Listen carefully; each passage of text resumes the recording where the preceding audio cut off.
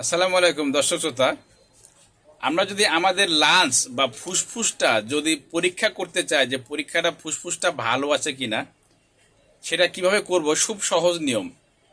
ফুসফুস আমাদের শরীরের জন্য খুবই একটা গুরুত্বপূর্ণ অঙ্গ আর কি। এর কার্যক্ষমতা খুবই দরকারি এবং সুস্থ থাকা খুবই দরকারি। ফুসফুস কীভাবে ভালো রাখবো সেটা খুবই সহজ একটা নিয়ম আছে, সেটা আমি বলে দিই। আমরা এভাবে শ্বাস নিয়ে যদি আমরা 45 সেকেন্ড ধরে রাখতে পারি, তাহলে বুঝবো যে আমাদের ফুসফুসটা ভালো আছে।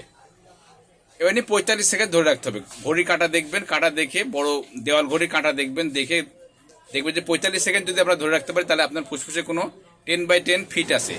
আর যদি 45 সেকেন্ড না পারি আমরা, তাহলে আমাদের বুঝতে হবে যে ফুসফুসের কোনো সমস্যা আছে। এই জন্য ভালো কোনো ডক্টরের সাথে পরামর্শ করতে হবে। এই জন্য আমি সবসময় বলি, নিজেকে ভালোবাসুন, নিজের জন্য কোয়ালিটির সময় দিন। আল্লাহ হাফেজ। একটা জিনিস মনে রাখবেন, পৃথিবীর সবচেয়ে দামি সম্পদ হলো আপনার শরীর।